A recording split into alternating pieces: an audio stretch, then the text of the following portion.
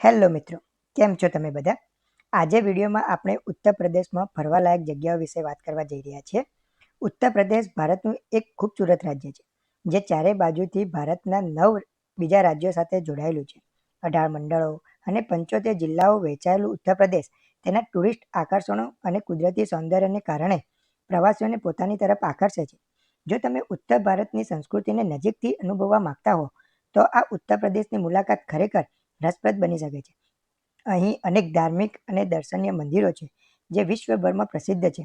ઉત્તર પ્રદેશ ભગવાન શ્રી કૃષ્ણ, ગૌતમ બુદ્ધ, અયોધ્યાપતિ શ્રી રામ અને તાજમહેલ જેવા અદ્ભુત ધરોહરની ભૂમિ તરીકે ઓળખવામાં આવે છે.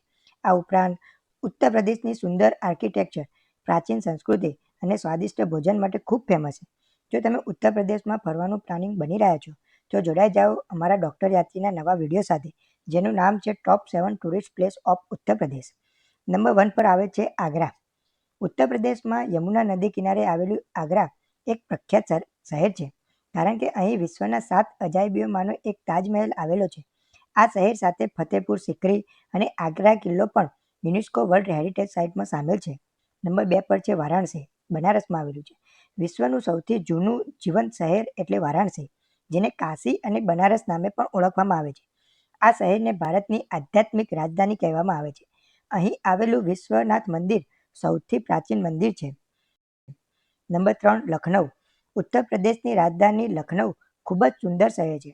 આ શહેર તેની નવાબી સંસ્કૃતિ, અદબ અને સ્વાદિષ્ટ અવધી ખાણીપીણી માટે જાણીતું છે. અહીં રૂમી દરવાજા, છતર મંજિલ અને બેગમ હજરત મહલ જેવી જગ્યાઓ ફરવાલાયક છે. નંબર 4 અયોધ્યા. અયોધ્યા ભગવાન શ્રી કૃષ્ણની જન્મભૂમિ તરીકે ઓળખવામાં આવે છે.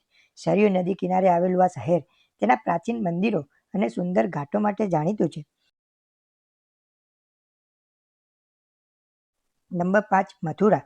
મથુરા શ્રી કૃષ્ણની નગરી તરીકે પ્રસિદ્ધ છે. યમુના નદી કિનારે આવેલું આ ધાર્મિક વિશ્વભરના પ્રવાસીઓ માટે આકર્ષે છે. અહીં શ્રી કૃષ્ણની જન્મભૂમિ, કંસ કિલ્લો અને મથુરા મ્યુઝિયમ જેવી જગ્યાઓ આવેલી છે. નંબર 6 પર છે વૃંદાવન. વૃંદાવન એ શહેર છે જ્યાં દરેક વ્યક્તિ ભક્તિમાં રંગાઈ જાય છે. અહીં બાકે બિહારી મંદિર, પ્રેમ મંદિર અને કાશી ઘાટ જેવા ખૂબ પ્રસિદ્ધ છે. નંબર 7 પર છે પ્રયાગરાજ, જેને અલ્હાબાદ તરીકે પણ ઓળખવામાં આવે છે. પ્રયાગરાજને તીર્થરાજ પણ કહેવામાં આવે છે. અહીં ગંગા, યમુના અને સરસ્વતી નદીઓનું ત્રિવેણી સંગમ આવેલું છે. અહીં દર 6 વર્ષે અર્ધકુંભ અને 12 વર્ષે કુંભ મેળો યોજાય છે, જેમાં લાખો શ્રદ્ધાળુઓ આવે છે. આજના વિડીયો માટે આટલું જ. વિડીયો પસંદ આવ્યો તો લાઇક કરો. તમારા શહેર વિશે વિડીયો જોવા હોય તો ડૉક્ટર યાત્રીને સબસ્ક્રાઇબ કરો અને કોમેન્ટમાં તમારા નામ જરૂર લખજો. Thank you.